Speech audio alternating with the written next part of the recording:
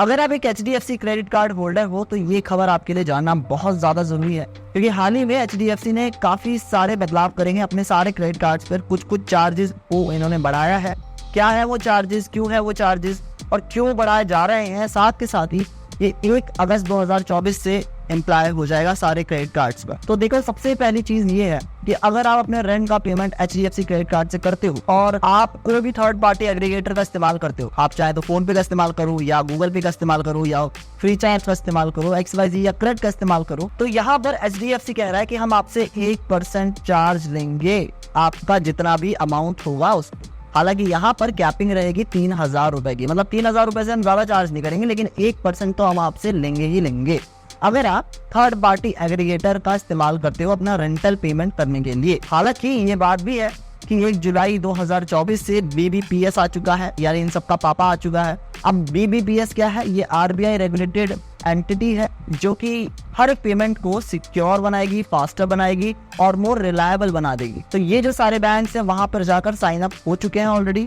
Also ये जो third party aggregator है वहां जाके साइन अप होना शुरू हो गए हैं। तो 1 जुलाई के बाद तो वैसे भी आप कोई भी बिल, चाहे वो रेंट का हो, चाहे वो इलेक्ट्रिसिटी का हो या कोई भी XYZ बिल हो, आप किसी भी थर्ड पार्टी एग्रीगेटर से नहीं भर पाओगे, आपको BBPS का सहारा लेना ही पड़ेगा। लेकिन फिर भी XYZ रीजन के तहत आप थर्ड पार्टी एग्रीगेटर से पेमेंट करते भी हो 1 अगस्त के बाद, तब आप पर 1% का चार्ज पड़ेगा। अगला चेंज HDFC ने अपने क्रेडिट कार्ड्स में ये करा है कि अगर आप कोई भी एजुकेशनल फीस भरते हो और उसकी तरफ पे पेमेंट करते हो, जैसे कि फॉर एग्जांपल मैं स्किलशेयर से कोई कोर्स को खरीदता हूँ और मैं अपने HDFC क्रेडिट कार्ड का इस्तेमाल करता हूँ और कोई थर्ड पार्टी का इस्तेमाल करता हूँ, जैसे कि क्रेडिट हो गया, फोन पे हो गया, गूगल पे हो गया, पेटीएम हो गया, तो यहाँ पर भी HDFC कह रहा है कि हम आपसे 1% का चार्ज लेंगे और इसकी जो कैपिंग रहेगी वो 3,000 रुपए तक रहेगी। मतलब हम 3,000 रुपए से ज्यादा नहीं लेंगे, लेकिन हम 1% तो लेंगे अगर आप 1 अगस्त के बाद कोई भी एजुकेशनल चीज को खरीदते हो, जैसे कि आप कोर्स खरीद रहे हो, कहीं एडमिशन लेने जाना है, वहां पे आप कोई फीस भर रहे हो,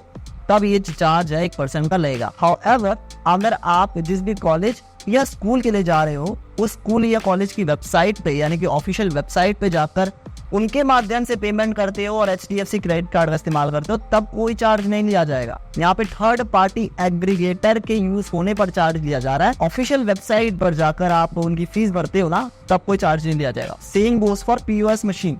अगर आप ऑफलाइन जाकर अपने क्रेडिट कार्ड का इस्तेमाल करते हो HDFC का और कोई भी कोर्स में दाखिला लेते हो किसी स्कूल या कॉलेज में, तब भी कोई चार्ज नहीं लिया जाएगा। और सेम चीज इंटरनेशनल स्टूडेंट्स के कोर्सेज के लिए और इंस्टीट्यूशंस के लिए भी अप्लाई होती है। तीसरा बड़ा चेंज जो HDFC बैंक ने अपने क्रेडिट कार्ड पे करा है वो ये है कि अगर आपका महीने का यूटिलिटी बिल 50,000 रुपए से ज्यादा का है, तब भैया हम आपसे 1% का चार्ज लेंगे। 50,000 रुपए यूटिलिटी बिल समझ रहे हो? मतलब आपका पानी का बिल, DTH का रिचार्ज, वाईफाई का रिचार्ज, मोबाइल का रिचार्ज, जितने भी रिचार्ज मिला दो, सब मिला के अगर 50,000 रुपए से ये बिल ज्यादा का बैठता है, तब आपसे 1% का चार्ज दिया जाएगा। कैपिंग इसकी वही रहेगी 3,000 रुपए की। लेकिन आप खुद सोचो यार, इंडिया में कितने लोग होंगे जिनका यूटिलिटी बिल 50,000 रुपए पहुंचता होगा? लाइक 0.1% भी नहीं होंगे। 0.1%, तो ये तो इररेलेवेंट हो जाता है बिल्कुल, ठीक है ना। अच्छा, अगला चेंज काफी ज्यादा बड़ा भी है और जरूरी भी है आपके लिए जानना, वो ये है कि अगर आप फ्यूल डलाते हो और आपका जो फ्यूल का जो ट्रांजैक्शन है वो 15,000 रुपए से ज्यादा हो जाता है और आप HDFC क्रेडिट कार्ड का इस्तेमाल करते हो, तो यहाँ पर ये लोग कह रहे हैं कि हम 1% चार्ज उस पर भी लेंगे। तो आपको क्या ध्यान में रखना है कि अगर आप as a normal customer credit card use करते हो HDFC बैंक का, वह भी क्रेडिट कार्ड, तो 15,000 रुपए से अपना कम का फ्यूल डलाना है आपको।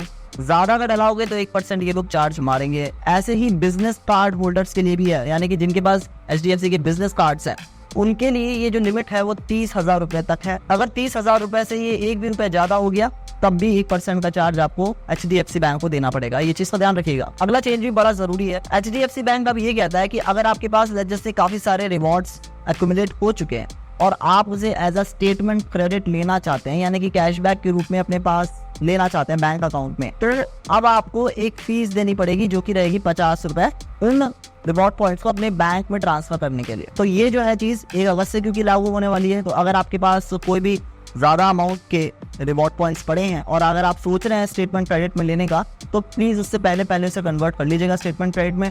वरना फालतू में 50 रुपए आपको एक्स्ट्रा देने पड़ेंगे अपने जेब से, क्या फायदा। अब HDFC बैंक ने कुछ और चेंजेस ये भी करे हैं कि भाई इनकी जो 2 क्रेडिट कार्ड आते थे इंडिगो एयरलाइंस के साथ कोलैबोरेट करके, उसमें आपको देखने को मिलेंगे। इसमें क्या है कि इनका जो क्रेडिट कार्ड था इसका नाम है 6E reward Indigo HDFC bank credit card, जो कि पहले 500 रुपए प्लस GST इसकी एनुअल फीस हुआ करती थी और रिन्यूअल फीस भी सेम हुआ करती थी। अब ये आपको 1 अगस्त के बाद मिला करेगा 1500 रुपए प्लस GST और रिन्यूअल फीस भी सेम रहेगी। ऐसे ही इनका एक और को ब्रांडेड क्रेडिट कार्ड है इंडिगो के साथ, इसका नाम है 6E reward XL IndiGo HDFC bank credit card. ये पहले आपको 1500 रुपए प्लस GST में मिल जाता था, लेकिन अब सेम क्रेडिट कार्ड को प्राप्त करने के लिए 1 अगस्त 2024 के बाद आपको 3000 रुपए का पेमेंट करना पड़ेगा प्लस GST। तो अगर आप सोच रहे थे इन दोनों क्रेडिट कार्ड्स के लिए जाना, तो अभी सही वक्त है, आप जा सकते हैं। अच्छा, अगला जो चेंज है वो EMI के रिगार्डिंग है। अगर आप इनकी HDFC की इजी EMI ऑप्शन को चुनते हैं, फिर चाहे कोई आप प्रोडक्ट खरीद रहे हैं ऑनलाइन उस पर या ऑफलाइन कोई प्रोडक्ट खरीद रहे हैं उस पर, हम आपसे 299 रुपीज का एक फीस चार्ज करेंगे 1 अगस्त 2024 से। तो ये जानना भी आपके लिए बहुत जरूरी है अगर आप EMI पर कोई सामान लेना जा रहे हैं और HDFC क्रेडिट कार्ड से उसको EMI में कन्वर्ट करने वाले हैं। इसके साथ इनका जो लास्ट चेंज है वो इनकी रिवाइज रेट फी स्ट्रक्चर में हुआ है। 100 से 1300 रुपए तक इन्होंने अपने फी स्ट्रक्चर को रिवाइज करा है और जिस भी स्लैब में आएंगे ये जो फी स्ट्रक्चर है आप पे लगना चालू हो जाएगा। तो ये तो हो गए ये सारे चेंजेस जो HDFC बैंक ने अपने क्रेडिट कार्ड्स के लिए करे हैं। लेकिन सवाल ये उठता है कि भाई करे क्यों हैं, आइए बताता हूँ। ये बहुत इंटरेस्टिंग चीज है जानना और शायद ही कोई इसके बारे में बात करता है। देखिए, सबसे पहला कारण ये है कि HDFC बैंक को पसंद नहीं है कि आप उनके क्रेडिट कार्ड का बिल क्रेडिट पे जाके भरो, फोन पे से भरो या फिर आप गूगल पे से भरो। HDFC बैंक चाहता है कि आप इनकी खुद की ऐप का इस्तेमाल करो या इनकी खुद की ऑफिशियल वेबसाइट का इस्तेमाल करो। इस वजह से ये पहली कारण है कि आपसे 1% एक्स्ट्रा चार्ज किया जा रहा है। ठीक है, दूसरा कारण ये है कि जैसे कि मैंने आपको शुरुआत में बताया वीडियो की कि BBPS आ चुका है, यानी कि भारत बिल पेमेंट सिस्टम आ चुका है, जिस पे ऑनबोर्ड होना चाहता है HDFC, लेकिन ऑनबोर्डिंग के लिए भी पैसा लगता है। अब एक्स्ट्रा पैसा कहाँ से लाए? एक्स्ट्रा पैसा आप जैसे लोग देंगे जो क्रेडिट कार्ड होल्डर्स है, क्योंकि BBPS पे रजिस्टर करने के लिए सारा डाटा ट्रांसफर भी करना पड़ता है, सॉफ्टवेयर को अपडेट भी करना पड़ता है और बहुत सारे खर्चे होते हैं। तीसरा रीजन, अपने रेवेन्यू को बढ़ाने के लिए भी ये HDFC का एक मूव है ताकि हमारा जो ऑपरेशनल रेवेन्यू है यह थोड़ा बढ़ सके। क्यों? क्योंकि BBPS आ चुका है भाई। अब BBPS से क्या होगा, सारी चीज BBPS यानी कि RBI की नजरों के सामने से होकर गुजरा करेगी। तो ये जो एक्स्ट्रा फीस बैंक चार्ज करा करते थे वो हो जाएगी कम, इनका ऑपरेशनल रेवेन्यू हो जाएगा कम। इस वजह से कहीं ना कहीं से तो एक्स्ट्रा पैसा कमाएंगे ही ना भाई। हर किसी को पैसा कमाना है ना, बैंक को भी तो पैसा कमाना है, तो वो यहाँ से कमा सकते हैं।